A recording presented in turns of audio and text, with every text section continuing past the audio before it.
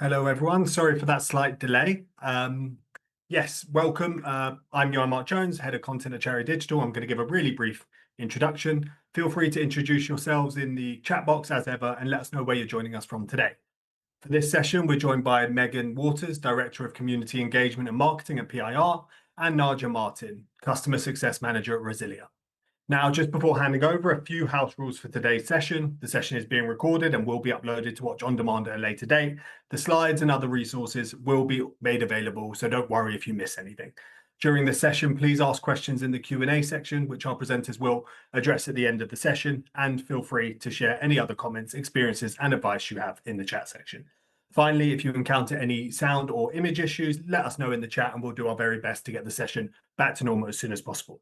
And that's all from me. So to our presenters. Thank you so much. We're so thrilled to be here today to talk about how mission meets momentum and how partnerships can reimagine service delivery at scale. As was mentioned, I'm with Public Interest Registry, and we're the digital home of the .org community. With over 11 million domain names registered worldwide, PIR maintains and prioritizes safety, security, and quality for all of the mission-driven organizations and individuals that call the .org domain home, because we know your priority is ensuring that you support your communities and have the opportunity to make a difference. I have been thinking about partnerships a lot and more every day, and why they matter so much. Because the best services aren't built in silos, and you can't do your work without partnering with others. And partnerships unlock innovation, scale, and equity. From digital tools to transport solutions, collaboration drives real change. So, we're going to share a few examples of how partnerships can actually reimagine that delivery and how it helps then to scale the work that your organization's doing. We're also going to have time for questions after we present, and we'd really love to hear from you. What is in your mind nagging at you about how partnerships can really unlock potential for your organization? Because it is a key tool for growth. So I'm pleased to be here with the excellent Naja Martin, the Senior Customer Success Manager at Resilia, to share a look at a case study of really how partnering has unlocked opportunity to scale growth for an organization. So I'm going to pass it over to her to introduce again herself and share a little bit more.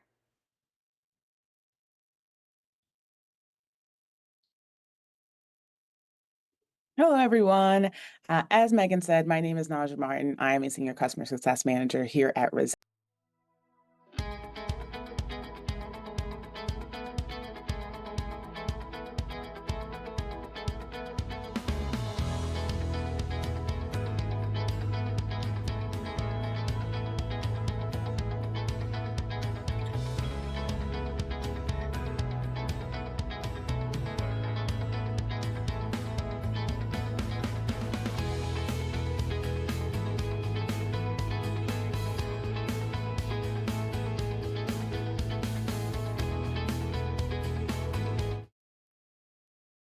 Hi again. As I was saying, Resilia is a two-sided platform that helps connect grant makers and change makers to build internal capacity and help nonprofits achieve their goals. So we are trying to take the place of Google in some ways to save you guys some time and some energy so that you can build your momentum to build capacity in whatever way is going to be meaningful for you. That's a quick snippet of what Resilia is. And as I mentioned, this is who I am. My background is in training and technical assistance, working with nonprofits for over a decade, both with the United States federal government and state governments, and providing support to nonprofits. So let's talk about this case study. So, Nurture Texas is a volunteer driven nonprofit organization that supports perinatal mental health before, during, and after pregnancy for all Texans. And so they had a couple of challenges, which are probably not unique to any of you. First, they had their first full time employee coming from the board and now their executive director. So, this person was taking up the sole leadership role, and they were coming to this work from passion, not necessarily profession. So they had a lot to learn. Then there was always the constant burden of funding pressure, which I'm sure is, not something new to any of you. And so that is something that was always top of mind for their new executive director. And then they had high stakes and no support. They are dealing with some very sensitive issues and topics. And so they really needed to build in some frameworks to make sure that they had, a grant strategy as well as a community outreach strategy, and really making sure that all of their work was going to be concise and deliberate. And then she also just had no support because she was the only person who was hired on the team, so to speak. And so, how did Resilia support? So, we have an academy of over 300 individual resources that extend from courses that are about 20 minutes to templates for things like a letter of inquiry or for budgeting or something like that. We also have learning tracks, which is going to be like a multi-module course to help you gain skills in a very specific area like advocacy or fundraising or marketing and branding and things like that. So she was able to take advantage of those resources and learn in her own time. Then we also had personalized and group coaching. So, with the support of a coach, she was able to dive into all of these challenges and really figure out what was going to work for her as well as for the organization, keeping in mind that she is only one person. And then we also have group coaching. And for folks who are more social learners or who do better in an environment with, their peers, they're really able to dive into some of these topics and bounce ideas off of each other in a way that was going to be collaborative and highly beneficial to growth. And lastly, we have our community space. Our community space is just what it sounds like, a space for nonprofit leaders to dive in, talk to one another, and share their challenges as well as their successes, with coaches chiming in and providing support as needed. So, what was the result here? So, we moved from overwhelmed to empowered for the executive director, Tori Tanner. So, she was able to do a couple of things: upskill in the area of executive director and leadership, figure out all of the ins and outs of what was going to be needed to make the organization sustainable, from things like our quick articles on executive director's role in board governance. She was able to find resources like templates for employee agreements or sample ED development schedules and things like that. Things that you probably don't know that you don't know. So, really helping her figure things out. And then we have our financial plan.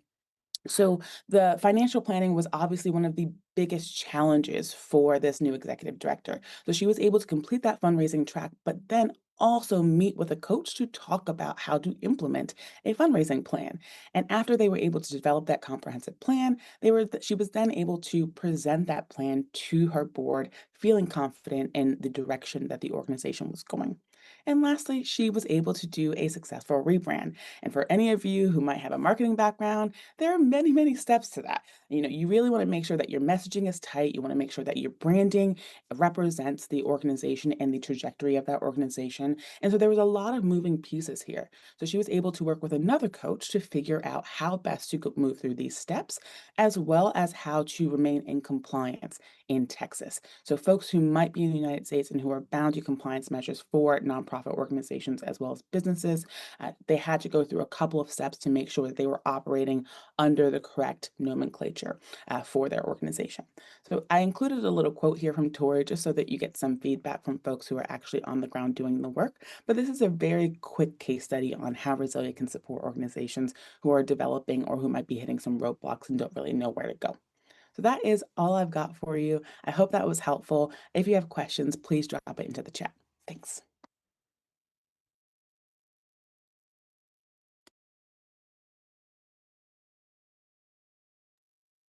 Thank you so much for sharing that. I It's so interesting to think of a case study like this for so many different reasons. That one, it's such a small team, and we know so many different nonprofits struggle with service delivery based on the amount of team members that you have. And so it's really critical to seek out new tools or ways that you can actually make yourself more available and extend your own personal reach because you wear so many different hats. And having a tool like Resilia is one of those ways to reimagine service delivery by partnering with a tech platform in order to do so. But we know a tech platform doesn't solve all of the issues and can't become a full marketing team for you. Can you discuss a little bit more of, maybe a challenge that came up for Tori or for Nurtured Texas kind of during this time and what lessons were learned as she scaled her growth with the platform? Of course. So I think that one challenge that she encountered, which is probably not unique to her, is this feeling that you have to do everything right away and not pacing yourself. You're one person and you really need to figure out what is the most pressing priority. Is it fundraising? Is it that marketing challenge? And really divest or invest your energy and focus in those areas first. Everything will come after. And really pace yourself and come up with a plan and stick to that plan.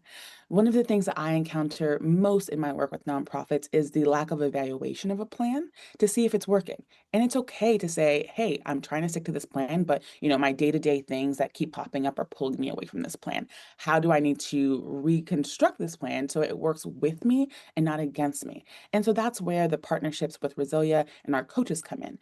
You guys have a draft of something, you're trying to stick to it. If it doesn't work, come back, have a further conversation with us, and really we can help you figure out which moving pieces need to be put to the side and which ones really need to be your focus for, a day, a week, a month, 6 months, and so forth. So that is, I think, is probably a very common challenge that folks encounter trying to do everything at once. You're one person.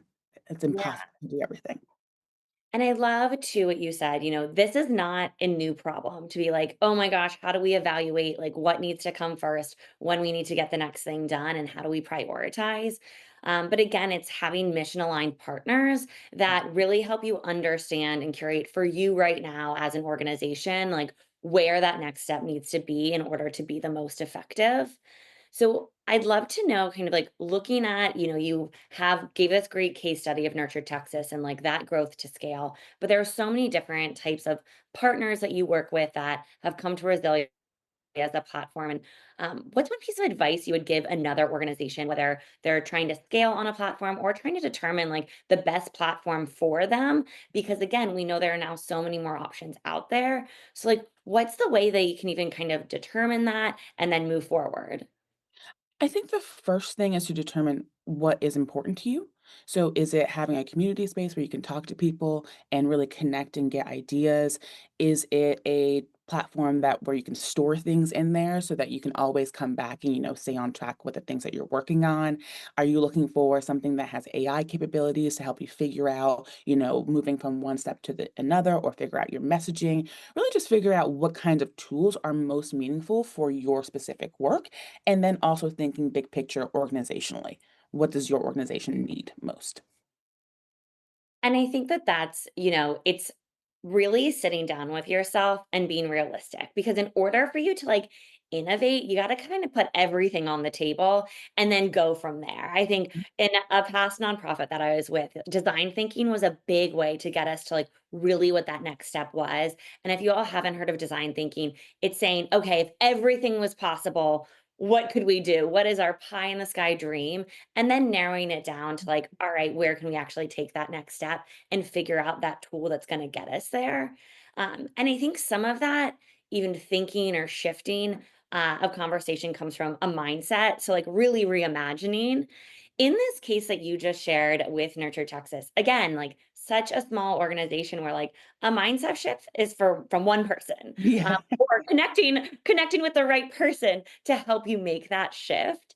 Is there anything else like that you could even point to as like a turning point in this case study? Like whether it was a mindset shift or even a resource that was like on Resilia or a relationship that was made through this program that kind of moved the needle for Tori as she like really again leaned into this and has been able to excel with her nonprofit growth. Yeah, I think one of the resources that I actually mentioned in the slide deck was the fundraising learning track. So, something like that, where all of this information is consolidated for you in one space, makes it so much easier for you to learn at a pace that's going to be conducive to your work. For Tori, since she is one person, I think being able to come in and out of that learning track when it suited her made a lot of difference. She didn't have to invest an hour in a webinar just sitting there and kind of being talked at. She could move through these courses in a way that worked with her schedule, but also it linked to other resources that might be relevant for her work. So, if she's learning about relationship-based fundraising, for instance, there's a workbook to go along with that. So she can start implementing some of these things right away and not have to, think about it 6 months later when she's probably forgotten all the principles to begin with. So she was able to really take her time with it. And then she was able to meet with a coach right after to say, okay, this makes sense in theory, but like, how do I actually put this together so it works for me and my organization? So I think both of those things in combination really helped her move the needle and actually build that momentum where she feels more confident. Yeah, absolutely. And some of the things you're mentioning, like we'll actually provide a way for everyone who's on the webinar today to take a look at the Resilia community through Public Interest Registry's partnership with Resilia so that you can actually have access to some of these resources and explore a little bit more some of the ways that unlocked opportunity for Tori. I'm going to share just one story as well from our side of things with our .org Impact Awards that Public Interest Registry puts on because there are so many different types of tech platforms out there. If that is the tool and access that you need in order to make your service delivery reimagined and kind of get to that next level. But I'm going to tell you a little story about one of our organizations, the Yellow Boat of Hope Foundation, that was our 2024 .org of the Year winner. We know that COVID was a stressful time for everyone, and that was a real time that everyone had to get creative in terms of what was going to still be their main goal or focus for the organization, how they were going to address it, what pivots or actually change of service that they were going to make. And now we're still kind of playing with that fallout, or maybe not that fallout, continuing to build on that foundational change that happened during this shift of COVID. So, Yellow Boat of Hope Foundation, and I believe we're going to drop in some links in the chat as well so that you can find out more about them online. But they're based in the Philippines, and they began by helping children in remote communities get to school, literally, by building and donating yellow boats so kids didn't have to swim to class. But during COVID, their challenge shifted, and students weren't just physically isolated, they were digitally cut off too. And so they had to actually form cross sector partnerships with companies like ASUS Philippines, Be a Giver Ventures, and Unilab. And they co developed what were called educational hubs. So, mini learning centers powered by Chromebooks and internet access, and deployed them in 16 communities. Unilab, meanwhile, donated 30 boats to help the students in one of the regions specifically reach school as in person learning resumed. But it was a cumulative effort of really understanding that with that total digital cutoff, they needed a solution and they needed partners to do it because as much as they had the community support and they actually had over 300 volunteers sign up to actually transport children in the boats to school, they needed more. They needed to reach out and figure out how they could get resources to address this issue. And the alignment that happened when they started to reach out to partners was that each partner had to bring their own strength. So we had ASUS Philippines and Be a Giver Ventures bring their actual tech leadership. And then Unilab was so strong in bringing logistics that then, coupled with the community relationships that the organization already had, it was grounded in a central mission to build and sustain a program for digital access. So, this digital access was not a platform for the foundation itself to get stronger. It was actually just access to digital tech for learning purposes. And while they faced challenges like delivering this tech to the isolated islands, and again, ensuring buy in from these partners, making sure that KPIs were all aligned, they all believed in the mission and in the community part of this. So the partnership stuck. So while it started in COVID as an immediate crisis response, they've now developed these educational hubs in 16 more communities and made them a part of the school day and a part of each of the community partnerships that were already built so that we have a few educational hubs still existing outside of the school because their partners said, this works, we care, we're in line. And we feel that together we can solve real problems and continue to scale it since the success of the year in COVID.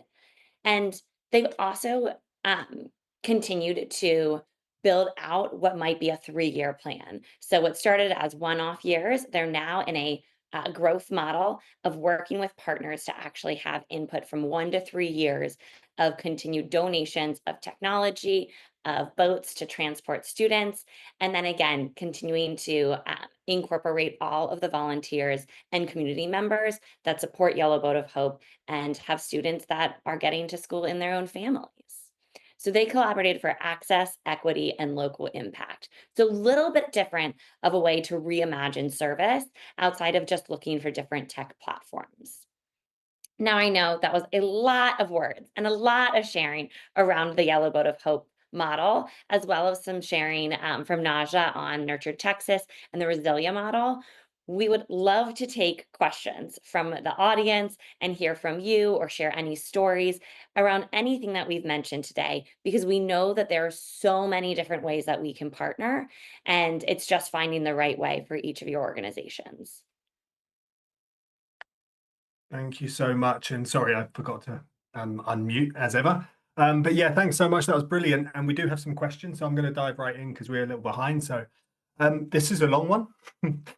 Sometimes it's hard to know what we need if teams are not aware of the solutions that currently exist, and this person can't imagine where they would even start.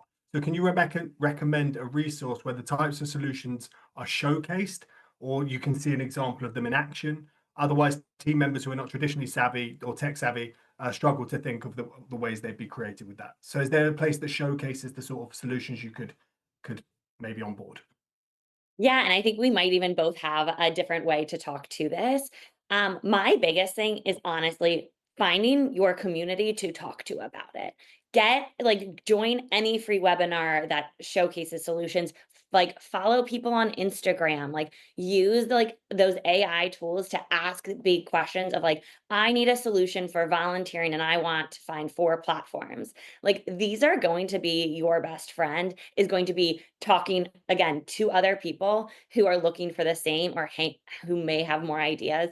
Like go to, if you see a poster in your local coffee shop for a meetup, like put that as part of your agenda to actually connect. You should be spending time with other community members to find the best solutions. Because again, even if it's not the right one for you, you don't know what you don't know. And until you open up, like we are in this post COVID world, like people are out and doing things again. Get involved in that piece of it. And then use those tech tools that are already on your hand. Like you're on a social media platform of some sort. If you're on Facebook, there's a Facebook group about this.